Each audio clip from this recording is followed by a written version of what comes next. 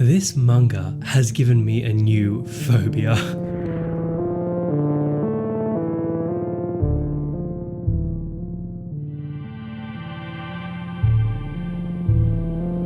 Hey guys, it's Christian from Lost in Discovery, and today we are talking about the horror manga Uzumaki by Junji Ito. Now, if you follow the channel, you will know that I'm a really huge anime fan and I've read a few mangas, but I wanted to get further into this medium and I wanted to get further into some of the classics of manga. What came up very, very often was Uzumaki, and what came up even more often was Junji Ito. And if you don't know, Junji Ito is kind of known as the king, the master of horror manga, and that immediately got me interested. Now, I am not a horror aficionado. I'm not really a horror fan per se.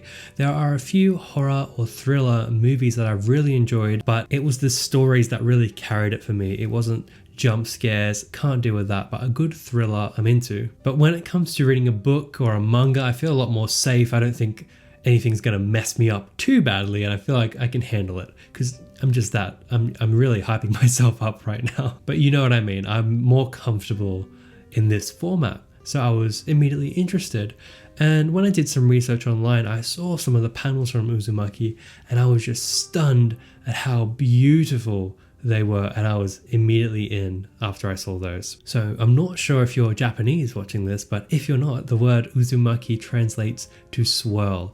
And this whole story is about a coastal Japanese town that is infested, that is haunted, that is overrun by swirls, by spirals, by this pattern. And let me tell you, once you read this book, you cannot unsee this everywhere in your life. Now, the story is told through the eyes of Kiri, and she is our main viewpoint throughout the entire story. Another main recurring character is her boyfriend Suichi. It's kind of their journey that spirals into madness. I'm sorry guys, the puns are gonna happen. It's just too easy for this one. And each chapter almost feels a little bit episodic. We get a new spin. I'm sorry, I can't. Okay, I'm gonna chill it out. We get a new take on how these spirals are overrunning this town and absolutely brutalizing and destroying people in the most messed up ways possible. Now, if I'm going to be doing it, I may as well. Content warning if you are going to read this book. Literally everything. Anything horrific, gory, and disturbing basically happens in this book. It's like that car crash. You don't want to look, but you literally can't look away. He does a great job pulling you in, of hypnotizing you, if I may, into getting into this story. And it starts off very, very simple. We see Suichi's father observing snails and being really intrigued by the spiral pattern. We see people notice it in their food. We notice it in nature. There might be a whirlwind that goes past. There might just be a line on a tree. It could be literally anything. And from there, it just escalates and escalates until you're looking at things you never thought you'd ever see before in your life. Now, when I read this, I was in complete awe of how beautiful the illustrations were. I was completely overwhelmed with how much talent Junji Ito has. And even if you're not into this concept at all, just look it up and look at some of these panels. I wager you could put any panel from this manga up in your house, frame it, people would be very, very impressed. I would love to get some of these prints up in my place because I'm really in love with the art style. It's not really typical manga art style. It didn't feel very anime or overly like exaggerated. It felt very true to life and very Tim Burton-esque in some ways. It was a very unique take of the manga art style. And I know there's not one art style across all of manga, but this just stood out as a more realistic take. So like I said, it does feel a bit episodic at times where each chapter kind of shows us a new person getting messed up by a spiral in whatever way.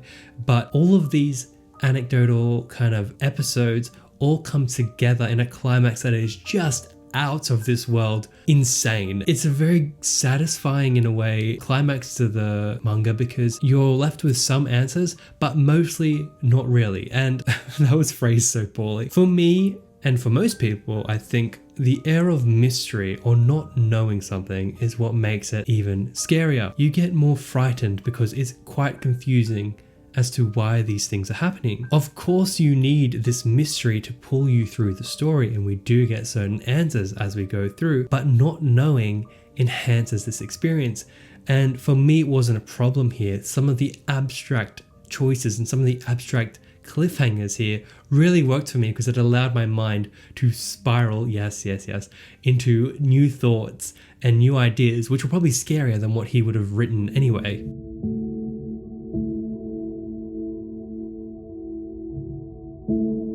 And my big gripe with horror as a genre is the characters tend to be dumb. Look, you usually watch a horror movie and you think, why don't you just leave, or why didn't you do this? And sometimes it feels like they're making the characters dumb to serve the plot and to create more scary moments. There is a little bit of that in Uzumaki, but it did not harm the story at all for me, and I'll tell you why. Uzumaki truly feels like a fever dream that will never end. Have you ever had that dream where you feel like you're the only sane person and you've got all your people that you know in your life, but they're kind of off and they're kind of not getting what you're talking about and things don't really make sense and you're going around in circles? That's what this manga feels like, and it's brilliant. It captures this feeling so well of just being confused and lost and kind of almost like inebriated. You just don't know what the hell is going on, but you can't get out of this loop. And it really is amazing how he actually does capture that kind of hypnotism spiral feeling. As you're reading this book, you get totally pulled into it. And just a warning, yes, you will see spirals literally everywhere in your everyday life after reading this book. It's actually worrying how much this kind of messes with you. No joke. I was reading this book, just in a normal chair, and I picked up a pillow, as you do, a bit of a snuggle while you read, why not? And I saw a spiral pattern on the pillow. And okay, maybe I didn't throw it, but I freaked out. I literally got a chill down my spine because I was that pulled into this story. When I saw spirals during the time I read this, I was freaking out. And even now I'll see one and I'll be like, hey, Uzumaki, and it's kind of like a cool thing to have. I love these stories that make you look at things in real life in such a different way, and sometimes we have more profound things like, oh wow, this story really helped me sort out my friendship with someone, but this is like one of those fun ones that's like, oh crap, a spiral, like let's get out of here, there's a snail, there is a snail, and I don't know what's gonna happen. I might be making it sound silly, but this book is truly horrific. Major warning, if you can't handle stuff with body gore and like babies, it's a lot and it's very messed up, but it is drawn in such an impressive way. The story is told in such an intriguing way, and I just had a great time reading this, and I can't wait to read more Junji Ito. Now, for all the manga readers out there who are watching this, or anime fans, anything like that, let me know, give me suggestions. I'm dying for some guidance through manga. Like, I want to go on a great journey in this. I've read all of Attack on Titan, GOAT, masterful, but I want to read more. And I've read this now, I've got Death Note sitting up there, I'm loving that so far, and I really want to cover more manga on the channel, so let me know what you suggest I should do next. Thank you so much for watching, and I'll see you guys all in my next video. Bye.